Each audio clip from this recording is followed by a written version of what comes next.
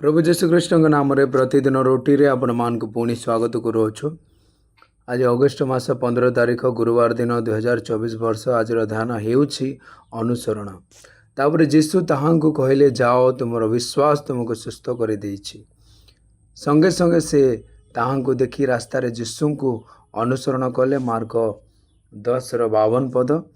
प्रभु जीशु समस्त प्रेम सहित बाटीमय आड़ को चाहि कहले तुमे मो पाई कौन करने को चाहछ। अंध जनक तांकु कहले राबिनी जेपरी मु मोर दृष्टि पाइबी। जदियो प्रभु तांको एही दर्शन देइछन्ति तथापि से निज घर को किंबा लोक मानक निकट को फेरी नांती, किंतु से यीशु को अनुसरण कले। थरे प्रभु 10 जन कुष्ठी रोगी को सुस्थ कले। से माने जाजक मान को देखाइबा पई जीवा बेले समस्त सुस्थ होई गले। से मान को मध्यरु 10 जन शुद्ध होइथिबा बेले से मान को मध्यरु 9 जन प्रभु को निकट को फेरी नथिले।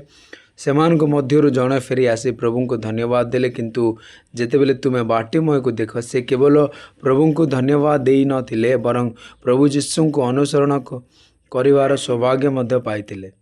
किछि वर्ष पूर्व एक अंध युवकर एक आखि सुसमाचार सभा जोग देवा को अणा जाइथिला। ईश्वर मंत्री सभा शेष पाई रोजगार दार प्रार्थना कले एवं प्रभु द्वारा तांकर आखि चमत्कार भाव में पुनःस्थापित हैला।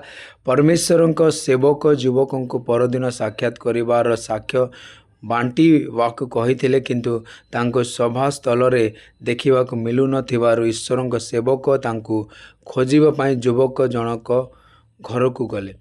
युवक जनक ईश्वर सेवक को चाहे कहला सार 3 वर्ष पूर्व हठात मो दृष्टि शक्ति हराइली। सही दिन ठारू मोर अंधता हेतु मु कौन सी चलचित्र देखि पारली नाही। तेणु मु भाविली गत 3 वर्ष मध्य मु हराइथिबा समस्त चलचित्र देखिबी एवं तापर मोर साक्ष्य बांटिबी। किंतु बाटीमय निज आखि देखिबा पर निज लोकं को देखिबा पई मद आग्रही नथिले। से सांसारिक भोग उपभोग करने को चाहूनथिले। से बलिदान करी प्रभु यीशु को अनुसरण करने को चाहूथिले। प्रभु यीशु को अनुसरण करने एक सहज कार्य नुहे। तुमको जंत्रणा एवं दुख दे गति करने को पड़ो। तुम्हें फारूसी मानक षड्यंत्र भोगवा को पड़ो एवं क्रूसरे निष्ठुरता को सह्य कर।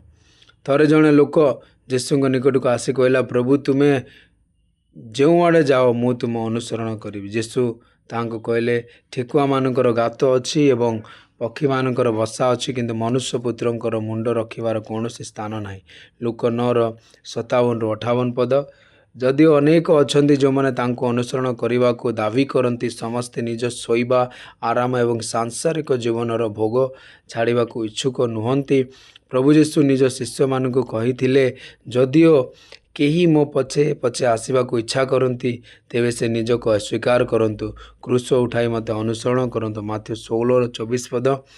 ईश्वर संतान माने जदियो आपण तांको सहित जंत्रणा भोगंती एवं तांको अनुसरण करंती तेबे आपण मध्य तांको सहित शासन करिवे। जो माने क्रूस उठाई ताहांको अनुसरण करंती से माने सियोन पर्वत रे ईश्वर मेष शावक सहित सबुदिन ठिया हेबे। अधिक ध्यान करने लूक 9:62 पद। किंतु जीशु ताहांको कहले हलरे हाथ रखी आउ पछको चाहिले कई ईश्वर राज्य पाई योग्य नुहंती। प्रभु ए वाक्य आपण समस्त को आशीर्वाद करंतु। आमेन।